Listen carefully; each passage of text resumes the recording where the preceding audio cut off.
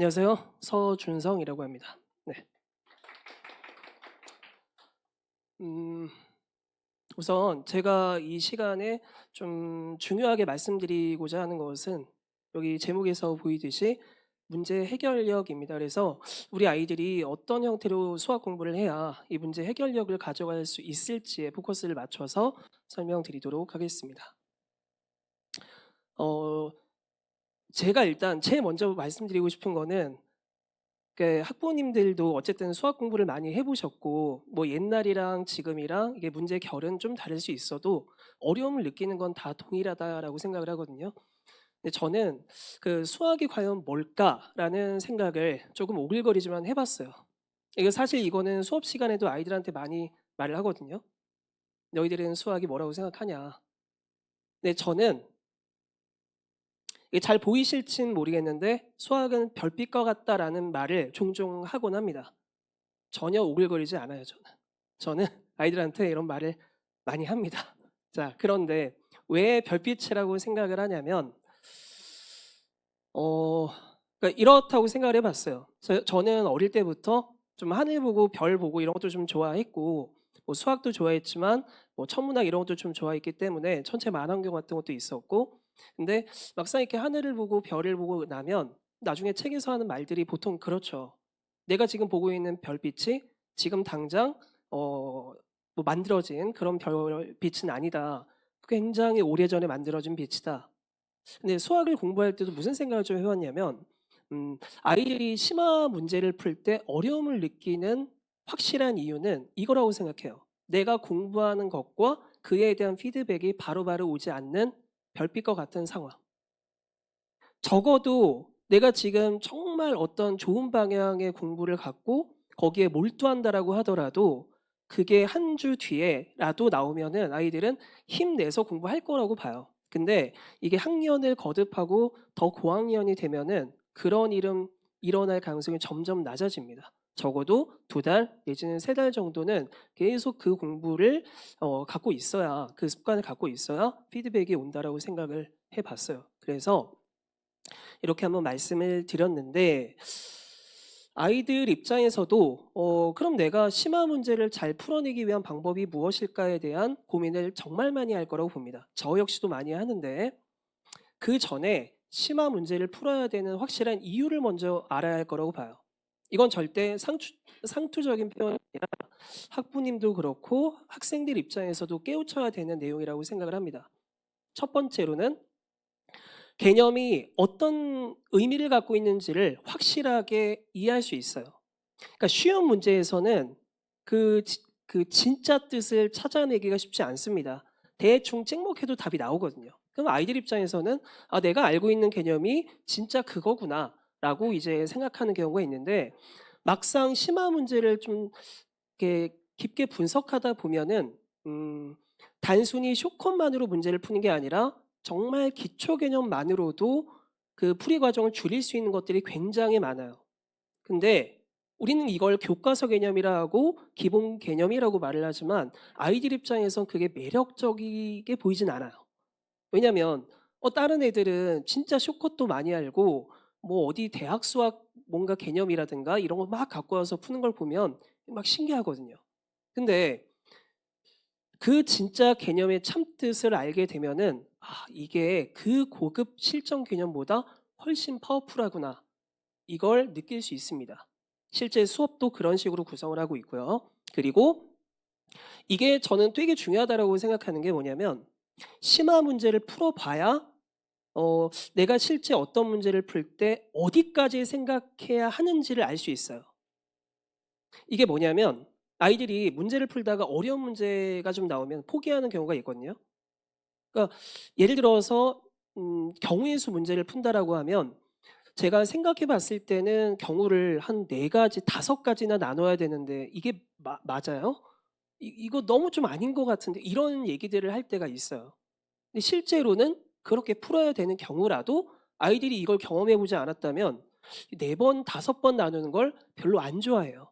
그러다 보니까 경우의 수 문제를 푸는 데 있어서도 아무래도 어려움을 느낄 수밖에 없겠죠. 그래서 심화 문제를 풀어봐야 아, 내가 이런 상황에선 이 정도 깊이까지 생각하는 건 꽤나 그럴듯한 상황이야라는 걸 어느 정도 느끼고 더 집착해서 풀 수 있게 됩니다. 그다음에 문제 해결 전략이 아무래도 중요해져요.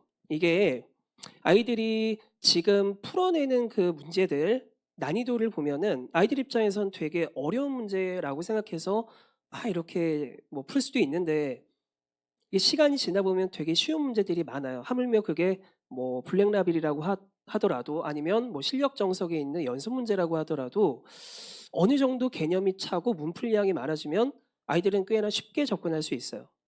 이때 중요한 게 뭐냐면 내가 그걸 진짜 잘 알고 있는지 여부를 확인하는 거예요.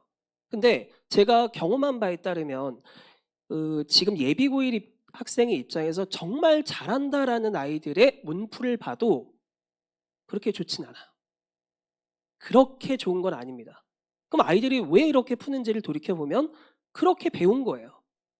처음에 선생님한테 야, 이 문제는 이렇게 풀면 돼 라고 어느 정도 뭐 설명을 듣고 그 경험을 한 거죠. 그럼 아이들은 다른 풀이 방향으로 생각을 안 합니다. 그러면 확실한 단점이 뭐냐면 새로운 형태의 문제에 대처하는 게 좀 힘들 수밖에 없어요. 그런데 좀 새로운 그런 심화 문제를 많이 경험해 봄으로써 내가 어떤 문제 해결 전략을 가져야 변별력 문항을 풀 수 있는 힘이 될 건지를 확실히 아이들이 좀 느낄 수 있고 그에 맞춰서 공부할 수 있게 되겠죠. 그래서 문제 해결 전략을 배울 수 있는 시간이다. 이렇게 보고 같은 맥락으로 대처 능력을 기를 수 있습니다. 맨날 봐왔던 유형의 문제들만 보면 애들이 대충 알아요. 어, 대충 아는데 이게 이제 문제가 되는 게 뭐냐면 실제 이금방 내신 기출 킬러 문제를 보면은 정말 충격적인 문제들도 많아요. 이걸 이렇게까지 생각해서 낸다고 이렇게까지 어렵게 낸다고 하는 문제들도 있고 실제로 정답률 0인 문제들도 있습니다. 그러면 물론 실수를 줄이는 공부를 하는 것도 굉장히 중요한데 일단은 이 심화 문제 해결력을 기르기 위해서는 그렇게 다른 아이들도 모두 어려워하는 그 문제를 어떻게 시간 내에 대처할 것인가 이 부분이 되게 중요하다고 보이는데 그런 맥락에서도 심화 문제를 평소에 경험해 보고 올바른 형태로 전략을 갖고 풀어보는 게 중요하다고 할 수 있겠죠. 그리고 제가 이제 주의라고 해서 한 가지 드리고 싶은 말씀은 뭐냐면 쇼컷에 대한 위험성이에요. 저는 누구보다 쇼컷을 많이 알고 있어요. 실제로 그 아이들이랑 뭐 공수 1이나 공수 2 아니면은 그 이후 과정들을 공부하다 보면은 선생님 이거는 뭐예요? 제 처음 들어보는데 라는 개념들이 그 각 단원마다 있습니다. 근데 저는 이걸 많이 알고 수업 시간에도 강조하긴 하지만 한편으로는 이런 경우가 있어요. 제가 수업 시간에 예를 들어서 사색 문제라고 하는 어떤 특정 주제가 있다라고 하면 저는 그 공식까지 알려줘요. 사색 문제를 해결할 수 있는 채색 다항식 공식 같은 게 있는데 당연히 교과서에는 없습니다. 이걸 알고 계시는 뭐 분들도 있을 수 있지만 뭐 모르는 분도 계실 거라고 보고 그런데 정작 중요한 건 이거예요. 아이들이 그 문제를 풀 때 쌤, 저 이거 어떻게 하는지 모르는데 쌤이 예전에 설명해 주셨던 그 공식 있잖아요. 그거 어떻게 푸는 거예요? 이렇게 질문할 때가 있어요. 저는 사실 이게 올바른 질문이라고는 생각하지 않아요. 물론 답변은 해주지만 왜냐하면 이 아이는 풀이를 외운 거예요. 이 문제 이렇게 푸는 거구나. 이것조차 외워버리는 거예요. 근데 이게 아까 말씀드린 새로운 환경, 새로 출제된 유형에서는 대처 능력이 분명히 좀 부족해질 수 있는 공부거든요. 그래서 더 중요하게 생각하는 거는 뭐냐면 쇼컷을 아는 것도 물론 중요하긴 하지만 기본적인 문제 해결 방법을 이해하는 게 가장 중요하다고 생각을 하거든요. 그래서 요걸 먼저 말씀드리고 싶었고 그리고 그 끈기 없는 심화 문풀은 수학을 암기 과목으로 만든다. 이것도 같은 맥락으로 봅니다. 아이들은 심화 문제지도 풀고 뭐 교육청 기출 문제 또는 그에 대한 변형 문제 이것도 굉장히 많이 풀어보겠지만 결과적으로 시간이 지나고 보면 어떤 아이는 이걸 확실히 체화한 학생이 있고 아니면 풀이 방법 자체를 암기한 학생도 생겨요. 근데 그걸 암기하는 것도 때에 따라서는 필요하긴 하죠. 내신 대비를 한다면 뭐 암기가 어느 정도 역할을 하기 때문에 중요하다라고 보지만 장기적으로 봤을 때 문제 해결력을 기르기 위해서는 아까 말씀드린 문제를 읽고 제대로 풀이하는 그 일련의 흐름을 배우는 게 훨씬 중요하다라고 생각을 합니다. 그리고 그런 맥락에서 그 심화 문제를 그럼 어떻게 해야 잘 풀어낼 수 있을까를 먼저 말씀을 드려야 할 것 같아요. 제가 생각하기에 가장 중요한 건 문제 읽기예요. 근데 이게 저 역시도 옛날 옛적 선생님이 애들이 막 문제 못 풀고 있으면은 선생님 이거 어떻게 풀어? 라고 질문하면 선생님들이 보통 그러시죠. 문제 읽으면 돼. 근데 그때는 그 말이 너무 답답해요. 아니 그러니까 문제 풀이 방법이 뭐냐고요. 이런 생각들을 아이들은 분명히 할 거라고 봅니다.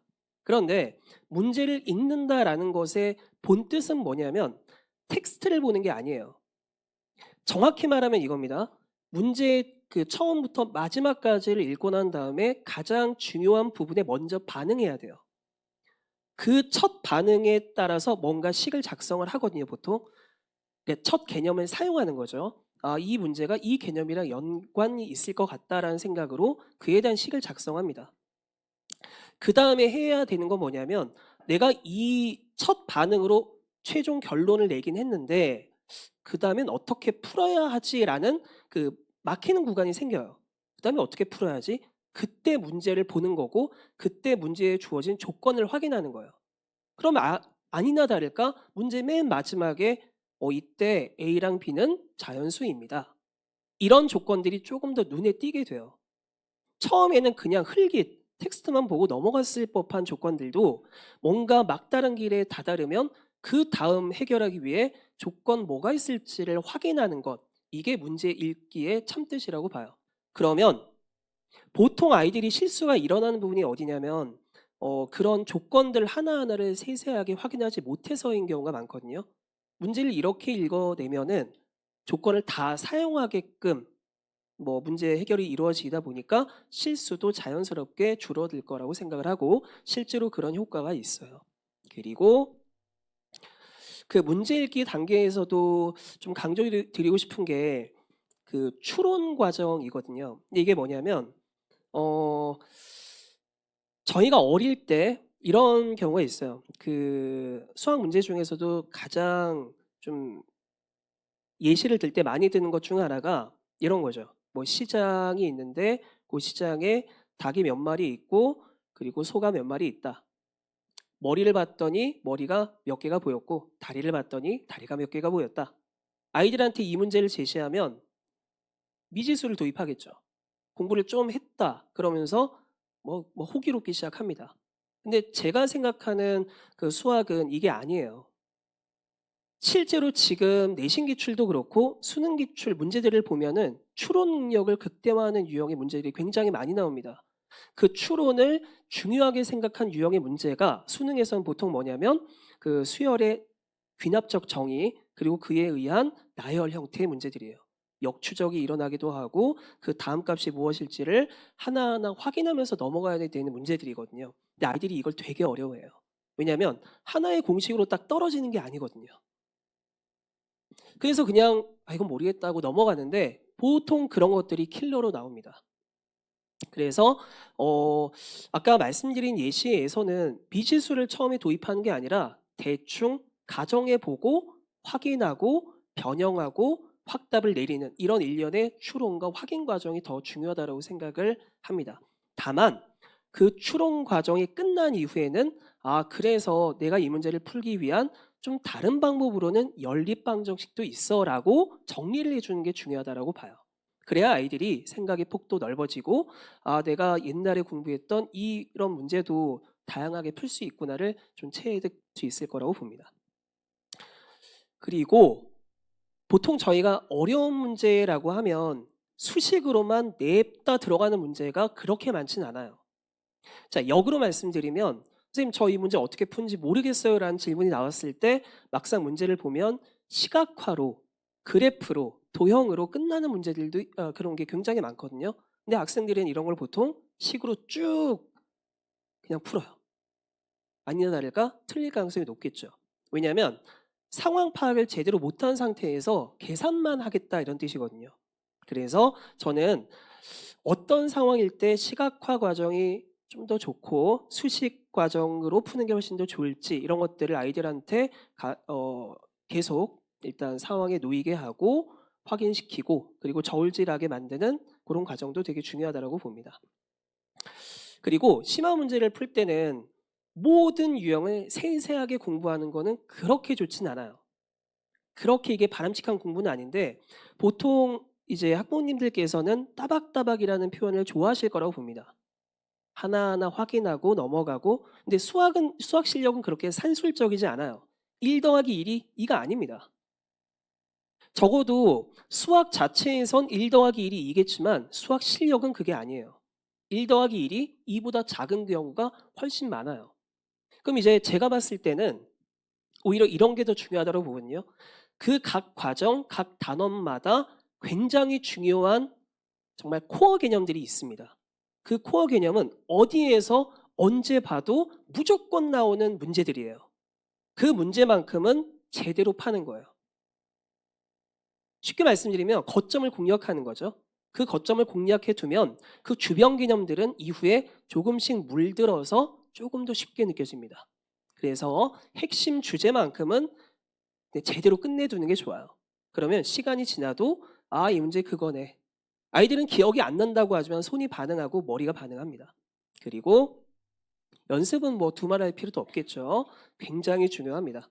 그런데 이 연습 이면에는 어떤 의미가 있냐면 습관을 고친다라는 의미가 있어요. 근데 이거는 아이들이 이제 문제를 풀고 정답 유무를 보는 것 이외에 얘가 어떻게 풀었는지를 확인하는 피드백도 굉장히 중요하다고 생각을 합니다. 그리고 중요하다라고 생각하는 부분도 이제 빠르기보다 정확한 풀이 그리고 이게 구체적이어야 한다라는 말씀을 제가 드리고 싶은데 뭐냐면 질문을 할 때도 선생님 이거 어떻게 풀어요가 아니라 조금 더 구체적으로 질문하려고 노력해야 돼요. 모르는 게 있으면 나는 구체적으로 무엇을 모르고 아는 게 있다면 정확히 뭘 아는지를 구체적으로 말할 수 있어야 이 아이가 제대로 그 개념을 받아들였다라고 생각하고 그런 맥락에서 속도는 지금 중요하지 않아요. 우리 아이가 지금 뭐 대수까지 공부했는데 미적 원을 빨리 공부해야 되는데 언제 공부하는 게 좋을까요? 라든가 미적 2는 공부하는 게 좋을까요? 내지는 기하는 언제 공부해야 될까요? 등등등 고민이 많으실 거라고 보는데 정말 중요한 건 뭐냐면 공수1, 공수2입니다. 이건 정말 어, 여러 곳에서도 이런 말씀을 많이 들어보셨을 거라고 봐요. 근데 그 정확한 이유가 뭐냐면 공수1의 경우는 약간 느낌이 중학교 4학년 수학 느낌이라고 보거든요, 저는. 왜냐하면 수식 그리고 그 수식에 대한 변형이 주를 이루는 반면에 공수2는 시각화 과정이 굉장히 많이 나와요. 단원명도 도형의 방정식 있고 후반부에 이제 함수가 주를 이루고 있습니다. 그리고 그때 배운 문제 해결 전략들이 대수, 미적1, 미적2에 다 쓰입니다. 기하 문제를 풀 때도 이 공수2에서 공부한 도형의 방정식 개념을 사용하게 돼요. 그런데 내가 지금 한번 대충 공부해 둔다고 해서 아이들이 산술적으로 그게 지식으로 쌓여 있을까요? 시간 지나면 까먹는 경우가 100명 중 거의 90명이라고 봐요. 90명 이상일 수 있다고 보지만. 그래서 일단은 조금 더 질문을 할 때도 구체적으로 하고 속도보다는 좀 정확도에 포커스를 맞춰서 공부하는 게 가장 중요하다라고 생각을 합니다. 그리고 이거는 제 정규반에 대해서 간단하게 말씀드리고자 하는데 이거는 현재 고2 학생들의 성취도입니다. 고2 학생들이 고1 2학기 기말고사를 어떻게 봤는지 그 성적표를 좀 보여드리는 거고 이 학생은 단대부 학생이고 전교 1등을 했어요. 수학 말씀드리는 겁니다. 그리고 두 번째로 휘문고 학생입니다. 휘문고 학생도 저랑 굉장히 오래 공부한 학생인데 참고로 이 학생은 경우의 수를 너무 좋아했어요. 이거 드물거든요. 경우의 수를 좋아하는 약간 독특한 학생인데 전교 2명이 100점을 받았습니다. 그 중에 한 명이고 중대부고 다니는 이제 여학생이에요. 굉장히 좀 성실하게 공부하는 여학생이고 그리고 네 번째로는 이제 은광여고 학생인데 이 학생은 좀 독특한 게 뭐냐면 보통의 경우에 은광여고가 좀 수학이 쉽다라는 평이 좀 있어요. 다른 어떤 진선 뭐 아니면 남고들에 비해서는 문제가 좀 쉽게 나온다라는 평들이 좀 있는데 작년에 좀 사건이 있었습니다. 이게 들어보셨을 수도 있는데 은광여고에 의해서 작년에 일어났던 사건 하나가 뭐냐면 1학기 중간고사가 너무 쉽게 나온 거예요. 그래서 전교생 297명 정도 중에 만점자가 57명이 나왔어요. 중간고사 때. 올 객관식이었거든요. 근데 57명이 나와버리니까 나는 수학을 조금 하는데 조금 못하는 아이들 틈에서 두각을 드러내고 싶었는데 라는 생각으로 은광을 지원했던 학생들이 벙찐 거예요. 1등급이 없습니다. 그러니까 이 상태가 돼버리니까 중간고사 끝난 다음에 23명 정도가 자퇴를 했어요. 한 번에. 지금 전교생도 굉장히 줄었고 지금 여기 전교생이 244명이거든요. 290명에서 훨씬 또 준 거죠. 절반이 또 절반까지 준 상태인데 이런 상황을 좌시할 수 없기 때문에 은광에서도 이제 2학기가 될 때 다른 선생님을 모셔왔더라고요. 중상고에서. 극과 극이죠. 근데 중상고 같은 경우는 어떤 기출을 좀 내냐면 고1 내신 문제인데도 불구하고 고등학교 2학년, 3학년 수능 내지는 평가원 기출을 모티브로 한 이차함수 문제들도 출제를 합니다. 그러니까 이렇다 보니까 2학기 중간고사 때 시험이 어렵게 나온 거예요. 1학기 중간고사 때 57명 정도 되던 100점 아이들이 2학기 됐을 때 이 아이가 지금 점수가 93점인데 92.9점 이 정도인데 전교 2등을 한 거예요.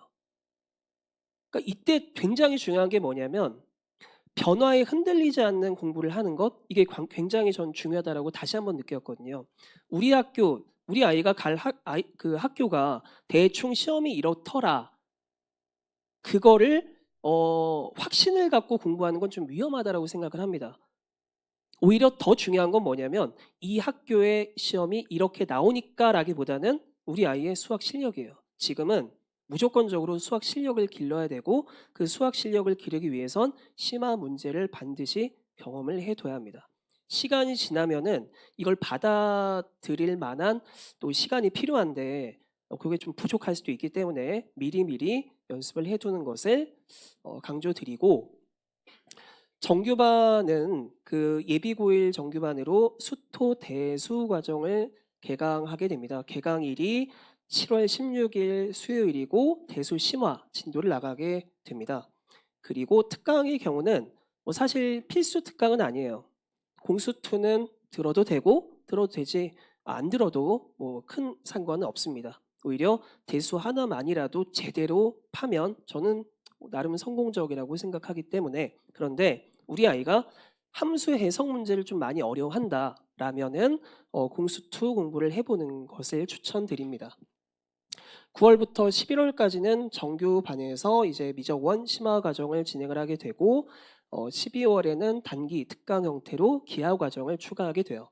그리고 12월부터 2월까지 정규반에서 미적2 과정을 공부하고 1월 특강으로 공수1을 필수 수강하고 2월에는 확통까지를 공부하게 됩니다. 이게 공수원에 이제 경우의 수가 있고 2월에 공부할 확통 내용이 일부 겹치는 것들이 있기 때문에 따로 떨어뜨려서 공부하는 것보다는 하나의 결로 한번 쭉 정리를 해두는 게 훨씬 효율적이라고 생각을 했습니다. 그리고 이제 모의고사에서의 중요한 특징을 한 가지 말씀드리면 제가 진행하는 모의고사는 3회 정도 심화 모의고사를 보고 한 번은 실제 내신 기출을 풀려보고 있어요. 그래서 실전 감각도 유지하고 적당한 긴장감도 갖게 하기 위함입니다. 그리고 매 수업 서술형 문항으로 첨삭까지 진행하고 있습니다. 이거는 이제 그러니까 수업 전 클리닉도 있고 수업 후 클리닉도 있는데 수업 후 클리닉 때 따로 클리닉 장소로 이동해서 공부하게 되는 그런 장소고 그리고 특강은 아까 말씀드린 것처럼 공수2 심화를 듣는 것이 다른 과정들보다는 좀 더 좋지 않을까라고 말씀드리며 시간표는 한번 확인해 보시면 도움이 될 것 같습니다. 혹시라도 제가 이제 일방적으로 제 수업 그리고 문제 해결력에 대한 이렇게 설명을 드리긴 했는데 그 이외에 좀 추가적으로 이렇게 궁금한 부분이 있을 수도 있어요. 그러면 그냥 개인적으로라도 질문을 해주시면 제가 언제든 자세하게 답변 드리도록 하겠습니다. 감사합니다. 네.